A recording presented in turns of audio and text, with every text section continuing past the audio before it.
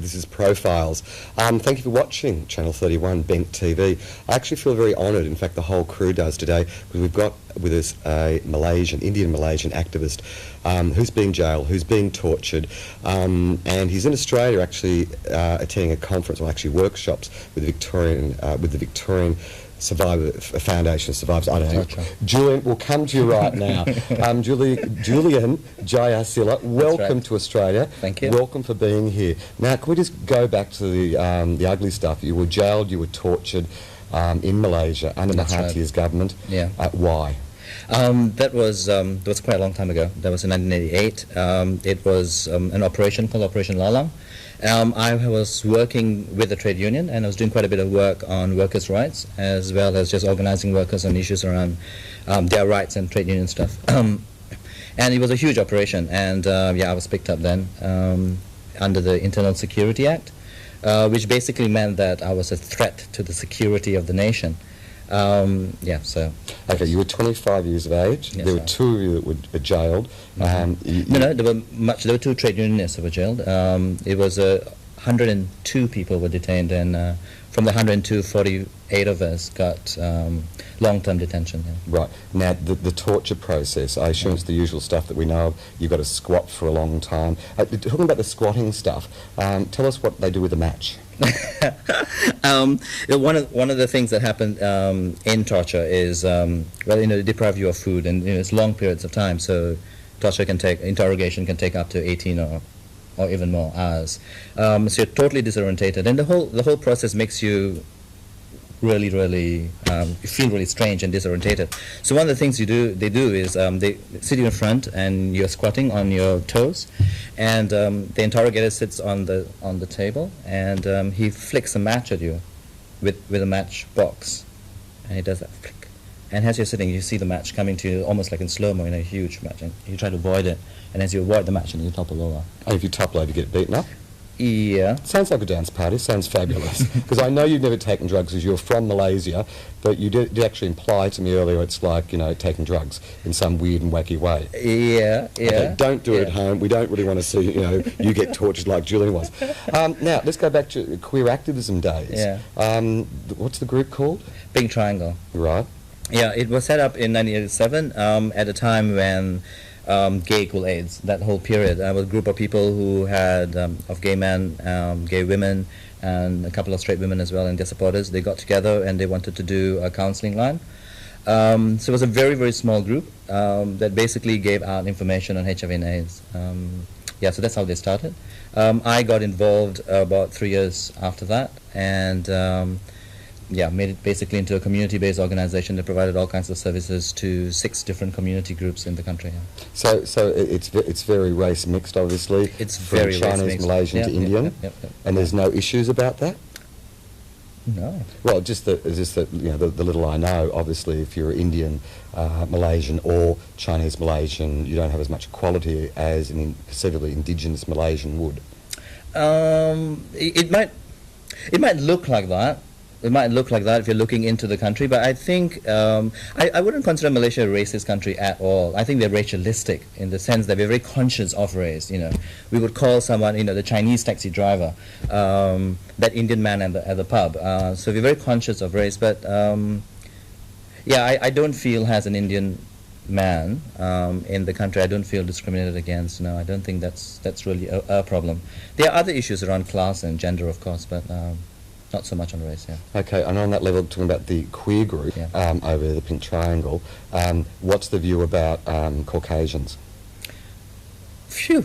That's a big jump. Well, yeah, because I want to go and look at historically the view, which was, from my understanding, once again those nasty, white gods would come over and exploit the little Asian princes or princesses. In your case, it'd be queer. And then there's been this whole concept of change. Yeah, Graeme. I mean, within what you're saying, there's you need to understand that. I think very often when the Asian man behaves like a little Asian princess, or here this is horrible term that's used, takeaway or Asian takeaway or whatever. I think they're very conscious of what's happening.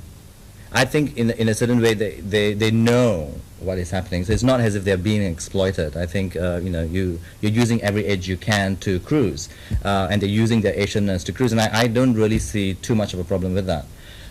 Back home in Malaysia, yes, there were problems around issues of, to use a very general term, issues around the white man who had come in and who wanted to tell us how to run our programs, or to tell us this is how it is done. In the beginning, that was necessary. We were very, very new. We didn't know what was happening. We didn't know how do you run a HIV/AIDS program. What is gay consciousness? There were lots of things. What issues around awareness, gay empowerment, the issues of what is the human rights of a gay person. There were a lot of things that we didn't know. We were very, very new. None of us had a lot of political experience. And yes, there were agencies around the world that helped us a great deal. Victorian AIDS Council in Melbourne provided us with a lot of support, not only in terms of money, but also in terms of just helping us get trained. Yeah. Some of us, the first time I came to Melbourne, I actually was through the Victorian AIDS Council, and we checked out some of the programs that they were doing here. Things like outreach, simple things like that. What do you do on a counseling line? They had manuals, they had stuff like that. So that was very, very, very important, and I would not in any way say that those were not an important part of our development. But it had to stop. Why?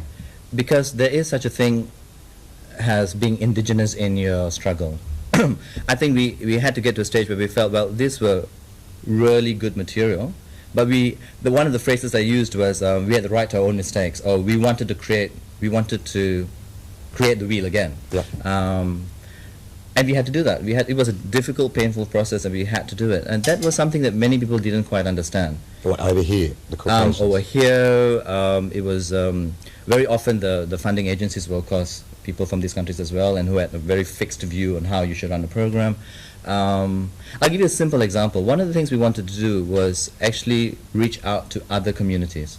So we were predominantly working with gay men, and we wanted to reach out to transsexuals, and we wanted to reach out to lesbians. And some of them said, no, you couldn't do that. Why? Mainly because they felt that if you were going to run a HIV/AIDS program for gay men, then it should be very strictly for gay men only. There was no understanding of the relationship, the long, traditional, historical relationship that gay men had with transsexuals. Okay, was that to do with funding, how the Australian agencies get their money through OSSE, where it be funded through one of the local agencies here? Is that to do with the fact that they're directed to make sure the programs go that way? Yeah, I think the funders didn't know any better. I mean, they had a particular model, they had a particular way in which things work. They had seen it work here, and they felt that it should work in our country as well. And that period of time was really difficult because, of course, many of us were accused of being anti-white. I was definitely accused of being anti-white. And it created a kind of tension. I'm glad that we're over that. We're definitely over that. I mean, our programs have been extremely successful. Funders now come to us and ask us to help in running programs in other countries, ask us to help in the manuals, to work out policy for the funding, for funders as well. And it was not just about funders, it was also like in international AIDS conferences, huge battles, because you had this like rah-rah AIDS activists coming in from America and Australia and Europe, and they basically wanted us to behave in a certain way. They were quite sure that this is how things were being done, and we were saying, look, it's not being done that way. In our countries, things are very different. I had mentioned earlier in my discussion with you about the issues of family. For many of us, it's not that important to come out. But why? How are you going to change things? Because change happens in a different way. Change does not only happen when you come out. I think change happens when you are conscious of the environment in which you are in.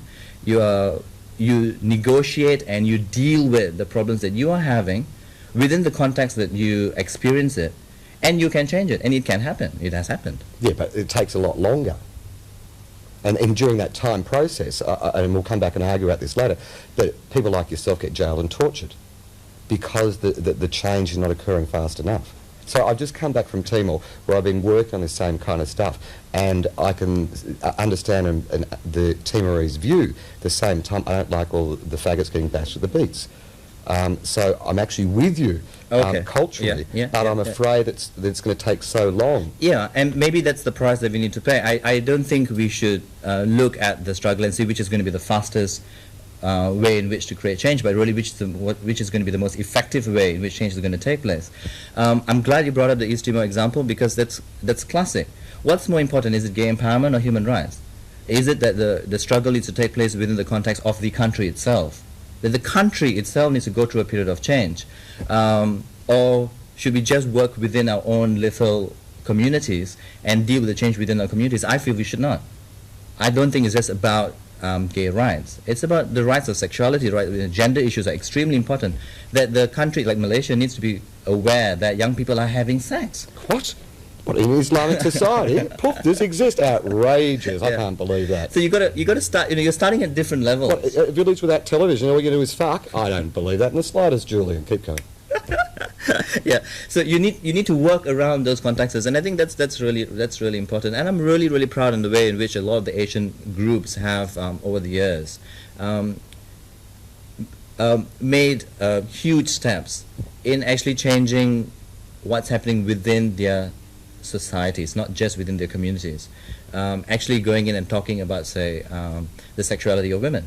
Talking about the sexuality of young people, transsexual issues, a huge, big issue there, because it's linked with religion and politics and social drama. You need to work around all of those issues as well, and I'm glad we did that. Yes, it did take a long time. Yes, we still have laws, and people still get bashed up in our countries. Yes, all that's still happening. But there's also the very important fact that we have put sexuality rights or sexuality issues right there on the national agenda. Okay. Mahathir. We're not going to get all through this. We'll have to come back and talk about Mahathir. Well, he jailed you. You got tortured by him. And you're working with his daughter, Marina. How do you feel? Hi, Marina. Your father had me jailed for a year and tortured and beaten and, shit like that when I was 25. How do you feel about that? I don't think Marina is responsible for what her father did. I think they're two separate individuals. Marina is a fantastic person. She's a great leader. I'm very proud of her. I'm very proud to be working with her. She has she works under the same constraints that I do, maybe even more so. But putting that aside, she has definitely fought for a lot of the issues around HIV and AIDS. She has fought through the nail for people who are living with HIV, ensured that drugs are cheap and affordable. Good drugs. When we come back, I know, quite serious, we're going to do a break. We'll be back. This is Profiles. This is Julian Jayaseela. It's a pleasure to have you here. It's a pleasure to have you, the fact that you're alive. You're out of jail and you're in Australia for how long? For about 2 months. Yeah. 2 months. Okay, this is Profiles. We'll be back any second.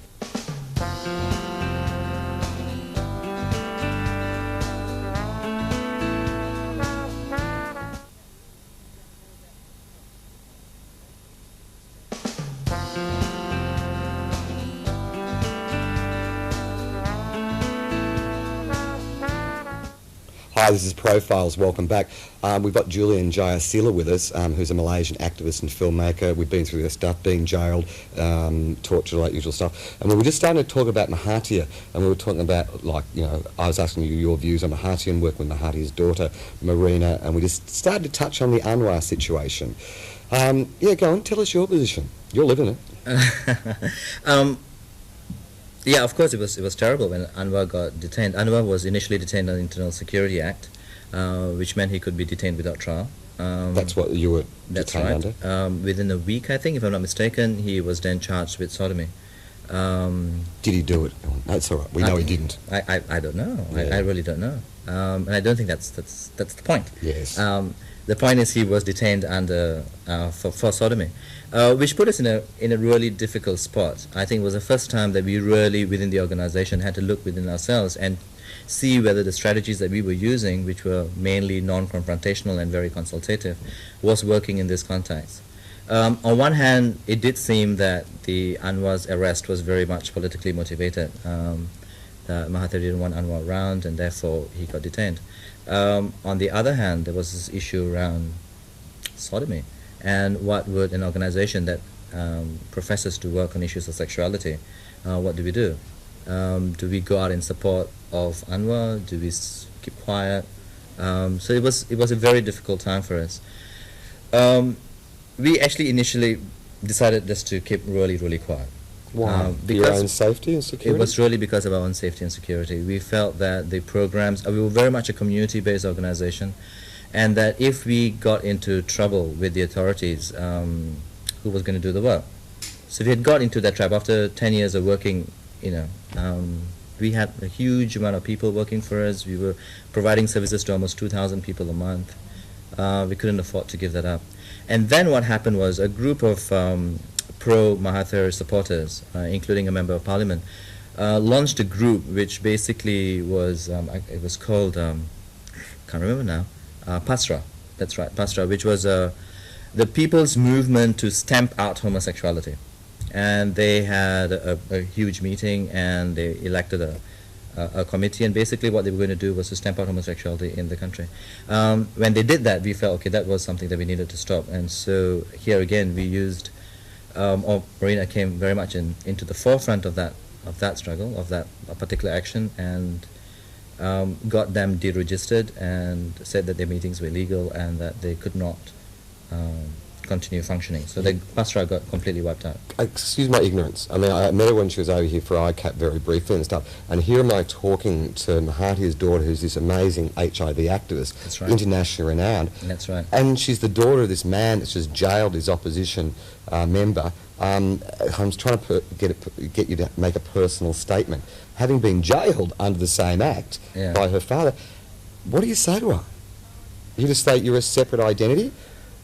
Because isn't your whole belief the family is greater, and this is an individual within this family who seems to be opposed to her father's policies?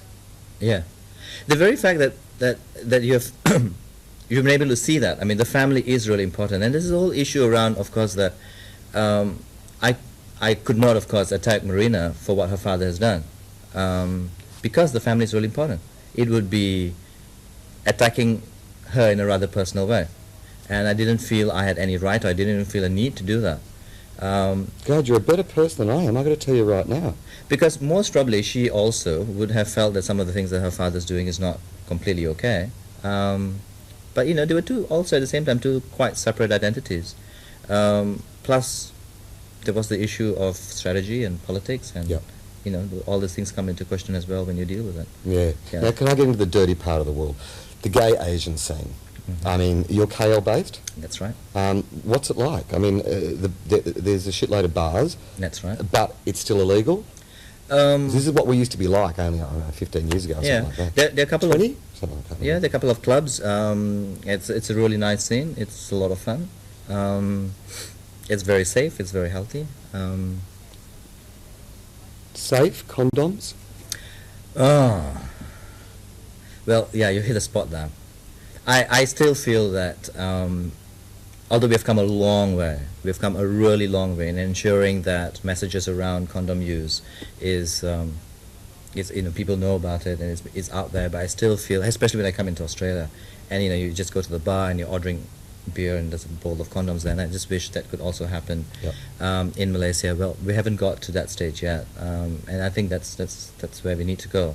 We need to ensure that condoms are much more readily available. So the HIV policy would be the abstinence model? I mean, they don't really have sex, the one that really worked well in Africa? It really worked so well? No. The safe sex model is quite clearly you use a condom if you want to fuck. I mean, that's very clear. Where do you get them? Oh, condoms are quite easily available in the sense that you've got to buy them. Yeah. They're not that expensive. They're quite affordable. The outreach workers, of course, give out condoms for free, and many of the clubs you would have condoms available, but not so openly available.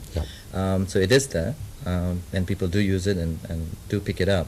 Do you think the stats in HIV in Malaysia are real? Because once again, having just got back from Timor kind of stuff, I was looking at the stats, and the model they're using is the abstinence model, and it goes A, B, C, and the C is like little C for condom for family planning. Because I mean, Catholics don't have sex outside of marriage, and I mean, 85-90% unemployment in the village without television. I mean, they wouldn't have sex, would they? Exactly. Oh, it's an outrageous concept. Thanks, Catholic Church, again. I was going to pity what's happening in America, by the way, but we won't get into that issue at the moment. Okay. All the models have failed in the world unless we just openly accept and use condoms. And like on the docks around the world, in so-called religious countries, they're just rotting on the docks. That's right. It's increased dramatically in Malaysia. And I was looking at the stats. Do you think they're real, or are people still hiding it and they're dying from that, secondary disease? I wouldn't put too much faith on the statistics for two reasons. One is because drug users are forcibly tested. Yeah. They're picked up, they're arrested, and so they're forcibly tested in prisons and in the police stations. So definitely the number of people who are tested positive or who tested positive because of drug use is extremely high. Yeah. And we don't know enough about sexual transmission, especially male-to-male sexual transmission. Mainly because people lie. They would not admit to the doctor that they have homosexual sex. So yeah, for those two reasons, I wouldn't put too much of faith on the stats. Okay, what can we do in Australia to help? At the same time, we don't want to be colonial imperialists and coming over and telling you how to do it. But in all sincerity, I mean, what can we help? Because it's exploding in Asia, and it's going to re-explode in Australia, because we are geographically neighbours and we are part of Asia. Let's be honest, as much as this right-wing government here won't admit it. What can we do? I think keep doing what you're doing. Just ensure that your programs here are working really well. Ensure that we can use what's happening in Australia as examples back home. Definitely in terms of nil exchange, very often we quote the Australian examples. Definitely in terms of transmission within gay men. We use those examples again, so that's really good. Definitely when gay men travel abroad, to ensure that there's a certain amount of responsibility and a certain amount of concern and understanding of how in which the world operates, to be a bit more world-wise. Yeah. But besides that, and besides providing some amount of financial aid, I really don't see what else that Australians can do. Conferences would be another good thing. I think some. You just want to go on another little jaunt, do you, around the world? No, I've completely stopped going for HIV/AIDS conferences. Because they're so bloody interesting, like ICAP. I'm sorry, I can't publicly say I was bored shitless. Mainly because it was great. International people there were fantastic. Yeah. Don't get me wrong, but mainly because now I'm a filmmaker. I'm not a HIV/AIDS activist. And we're about to get out of here. So you're a famous filmmaker. Yeah. And go back and tell us why you're here in Melbourne, the foundation. Okay. Survivors of Torture. Yeah, I've worked on a couple of film scripts. I finished. Can I tell you a bit about Buka Api? Yeah, we've got 2 minutes. Go. Okay. This is a great movie. Api? Yeah. Open Fire. Open Fire. It's a movie that was done by Pink Triangle on issues around sexuality, mainly among transsexual and female sex workers. It's a great film, and so that's how I got started with the film. I'm trying to see whether I can get it done or shown here, maybe at the Asia Pacific Film Festival. That would be a great place, I think, to show it. It's been around to France and Singapore and Sarawak, and that's pretty cool. And I wrote another script about how torture and detention affects male sexuality. But I was not really sure of. I didn't have a framework on understanding of torture. What happens to the body when it is tortured, what happens to your sexuality, what happens to your mind. I needed to understand that. And so... You've just been through it yourself, and you need to come to understand it more. Well, on a personal level, I know what happens. Yeah. But what is the framework? How this is the torture, and this is the effect, and I don't know the connections. Yeah. I need to understand the connections, what happens, and I need to know more about it, so a bit more research on it. Yeah. And so it's an extremely great NGO, the Foundation for the Survivors of Torture. Yeah. It's a fantastic organization. I'm really proud of what they do. Yeah. I'm going to attend 3 workshops. I just finished 1 workshop, and it was mind-boggling. They're very committed, great people who work there.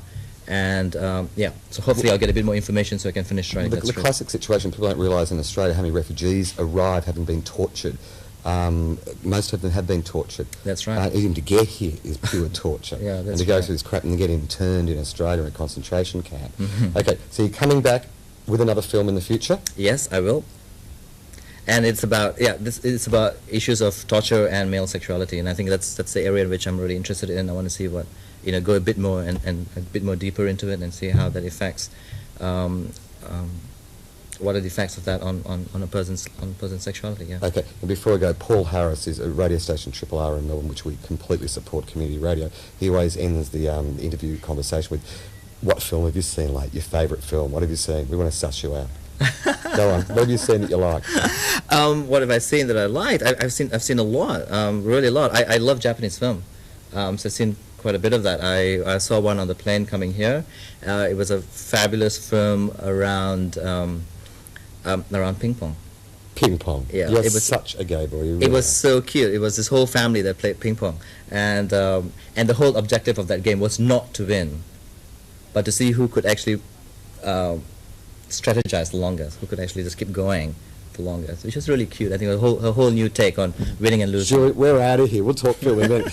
Thank you very much, Julian. Yeah, Julian okay. Jayaseela.